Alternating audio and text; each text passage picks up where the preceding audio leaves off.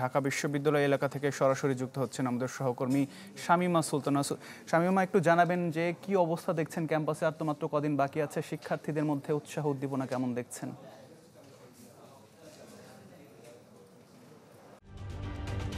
ঢালাইয়ে দৃঢ়তা, নির্মাণে নিশ্চয়তা। প্রিমিয়ার সিমেন্ট, ঢালাইয়ের রাজা।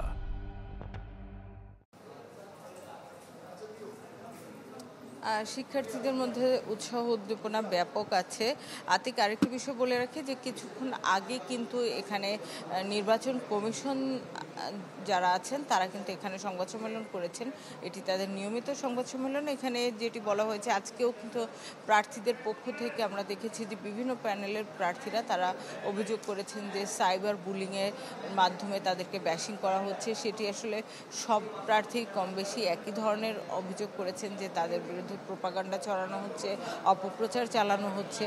তো সেই প্রেক্ষিতে কিন্তু নির্বাচন কমিশন যেটি বলেছে যে তারা ইতোমধ্যে বিটিআরসির সাথে কথা বলেছে এবং পুলিশের যে সাইবার টিম আছে তাদের সাথে কথা বলেছে যাতে এই ধরনের অপরাধকে দমন করা যায়। একই সাথে তারা ফেসবুকের যে অর্থাৎ মেটার যে বিষয়টি সেটির কথা তারা বলেছেন যে মেটার বিষয়টি যেহেতু ডোমেইনটা বাংলাদেশ থেকে নিয়ন্ত্রণ করা হয় না কিংবা বাংলাদেশে মেটার কোনো অফিস নাই, সেজন্য সেটি তাদের নিয়ন্ত্রণের বাইরে থাকলেও তারা বিটিআরসির সাথে কথা বলেছেন যে কি করা যায়। একই সঙ্গে যে পেজগুলোর কথা বলা হয়েছে লিখিত অভিযোগগুলোতে প্রার্থীদের পক্ষ থেকে, সেই পেজের যে অ্যাডমিন যারা আছেন তাদের কথা বলা হয়েছে যে তারা যেন সতর্ক হয়ে যায় এবং সতর্ক না হলে তাদের বিরুদ্ধে আইনি ব্যবস্থা নেওয়া হবে।